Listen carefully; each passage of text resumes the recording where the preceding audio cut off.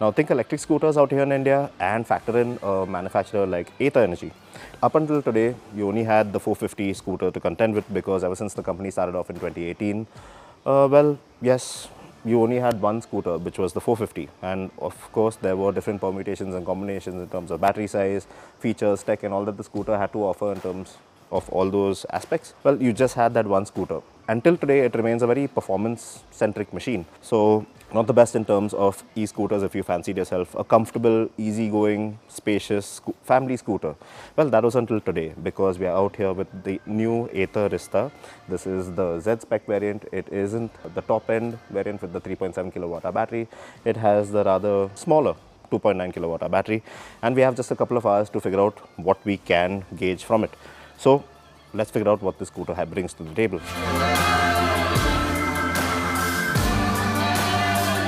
Now, in terms of design, this might not be as visually striking as the 450, but then again, I'm not too sure if it was actually meant to be because, well, the 450, it looks slender, athletic build, and you know that it means business by the sharp styling cues. Well, this one, it's meant to be a lot more laid back, and it really tells from the boxy, curvaceous design. Now, it's nowhere as aggressive as something like the 450X, and you could even compare the Rizta to something like the TVS iQube, which is a very nice balanced commuter e-scooter by way of its overall design aesthetic. The levels of fit and finish are good, and the paint quality is very fitting too. Now, if there's one outstanding or unique bit about the scooter, it would have to be the broad and accommodating seat. Measuring at 900 mm in length, Ather claimed this seat to be the largest seat for any scooter currently out there, and that includes the petrol-powered ones as well. And it is very accommodating, that's for sure.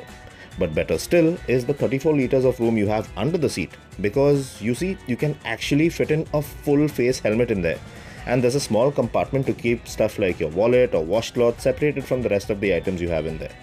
There's even this basket that fits into the boot, which can be quite handy while you're out running grocery errands. Clever idea, but that'll cost you extra.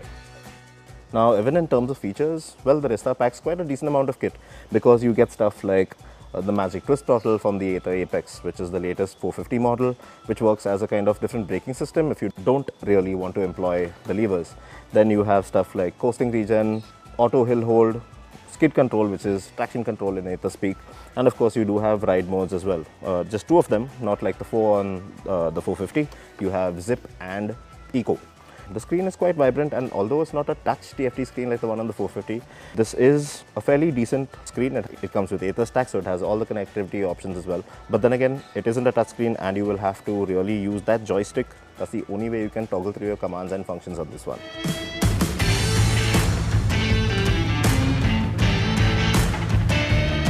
So you have the same battery options that are carried over from the Ather 450X. So you have the base Rizta S with the 2.9 kilowatt hour battery and some connected features missing. Then you have the Rizta Z, which is the version that we have out here today, with the same battery and more connected features, and both these variants come with a standard 350 watt charger that can charge the scooter from 0 to 80% in little under 6 hours. Finally, you have the Rizta Z with a 3.7 kilowatt hour battery, faster 700 watt charger, and all the features thrown in. Now, range is said to be around 123 kilometers with the 2.9 kilowatt hour battery pack in there, and claimed 160 kilometers with the bigger 3.7 kilowatt hour unit in there. Now, on account of our limited time with the scooter today, we are not going to be getting into validating these numbers this time around. Short time we had with the scooter out around the Nandi Hills area in Bengaluru, the scooter felt an absolute delight to ride in zip mode. It feels quick enough to carry out and overtake even uphill at around 40 kmph, and it doesn't feel like it's really running out of breath, which is awesome. It doesn't give you the thrill of excitement that something like a warp ride mode would provide, but it still feels reasonably quick by EV standards. The regenerative braking provided by the Magic Throttle is also a lot more gradual on this one in comparison to something like the Ather 450 Apex. In Eco mode, well, this is not the best mode if you really fancy even a fraction of excitement. It's alright when you're content with going with the flow of traffic and you're not really interested in getting ahead of anybody or out on the road in a hurry. The front end of the scooter feels light and easy to turn in at all speeds, but it didn't have that dynamic, flickable character of the 450X. It weighs up nicely though, and the seating posture you'll assume on the scooter is perfect for those daily commutes. The suspension, well, it did feel a bit too stiff for my liking, especially at the rear, and the front end felt a bit jittery at higher speeds. We didn't really come across any tricky terrain to feel the skid control or traction control unit really kick in. Okay, let's get to the not so nice bits about the Arista. So yes, this one comes with the Ather Stack 6, which in plain old English translates to a whole boatload of connectivity and vehicle telemetry features that riders can use to track, share and compare with friends and family. That's all well and good. But then again, I have one major grouse here. You see, there was a time where the SIM in the scooter didn't catch network. And when that happened, the scooter's user interface slowed down horribly. And it took ages to toggle through the settings menu or even get to a map where I could actually make an alteration.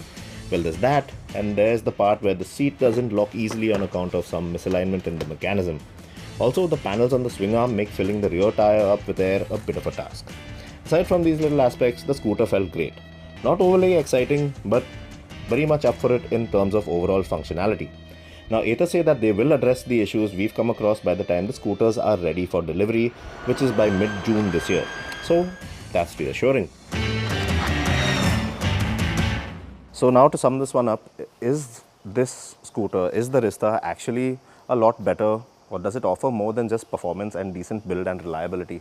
Well, of course it does, because according to me, there's a lot of thoughtful processes that have been implemented, not only in terms of features, but in terms of design as well with this particular scooter. And that at the end of the day is something that you spend your hard-earned money on, you get a product of good value, and that's a great thing in the end. Now, there's a little more to it than just that, because Ather as a company is known to bring innovative solutions to modern day problems, and they bring really good features, first off features that haven't been seen in any other segment.